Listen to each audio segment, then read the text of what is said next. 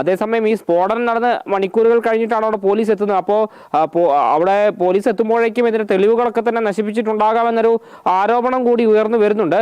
ഏതായാലും നിലവിലെ FIR-ൽ ബോംബ് പടക്കമായി മാറിയിട്ടുണ്ട്. അശ്വതി, തീർച്ചയായും മിഥുൻ, എന്തായാലും കണ്ണൂർ പിണറായിയിലാണ് ഇത്തരം ഒരു സംഭവം ഉണ്ടായത്. കഴിഞ്ഞ ദിവസം ഉണ്ടായ ബോംബ് സ്ഫോടനത്തെ നിസ്സാരവൽക്കരിക്കുകയാണ് പോലീസ്.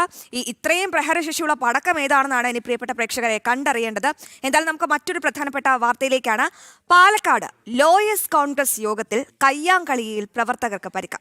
ലോയേഴ്സ് കോൺഗ്രസ് നേതാക്കളായ അഭിഭാഷകർ തമ്മിൽ ഏറ്റുമുട്ടുകയായിരുന്നു.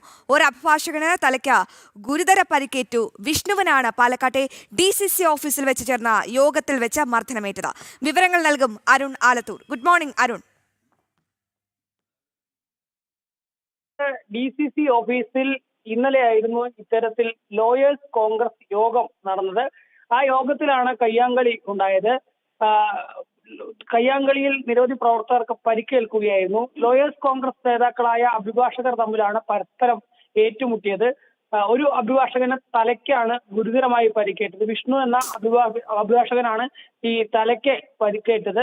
DCC ഓഫീസിൽ വെച്ച് യോഗം പുരോഗമിക്കുന്നതിനിടെ പരസ്പരം ഏറ്റുമുട്ടുകയായിരുന്നു. സംഭവത്തെ തുടർന്ന് 3 അഭിഭാഷകർക്കെതിരെ നടപടിയെടുത്തു എന്നുള്ളതാണ് ലോയേഴ്സ് കോൺഗ്രസ് പറയുന്നത്. ഏതായാലും പാലക്കാട് നമുക്കറിയാം, ഈ തൃശ്ശൂരിലൊക്കെ DCC ഓഫീസിൽ വെച്ച് കോൺഗ്രസ് നേതാക്കൾ പരസ്പരം തമ്മിൽ തല്ലുകയും ഏറ്റുമുട്ടുകയൊക്കെ ചെയ്യുന്ന കയ്യാങ്കളി വരെ എത്തിയ കാഴ്ചകളൊക്കെ നേരത്തെ ഉണ്ടായിട്ടുണ്ട്.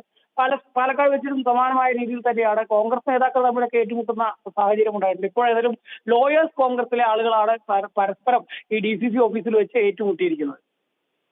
തീർച്ചയായും അരുണാണ് വിവരങ്ങൾ നൽകിയത്. ഈ കോട്ടിട്ട വക്കീലന്മാരെ DCC ഓഫീസിൽ വെച്ചാണ് ഏറ്റുമുട്ടിയത്. വളരെ നിർണായകമായ ഒരു വിവരമാണ്. ഒരു കയ്യാങ്കളി DCC ഓഫീസിൽ വെച്ചാണ് ഈ കോൺഗ്രസ് ലോയേഴ്സ് തമ്മിലുള്ള ഒരു ഏറ്റുമുട്ടൽ നടന്നത്. ഒരു ചെറിയ ഇടവേള.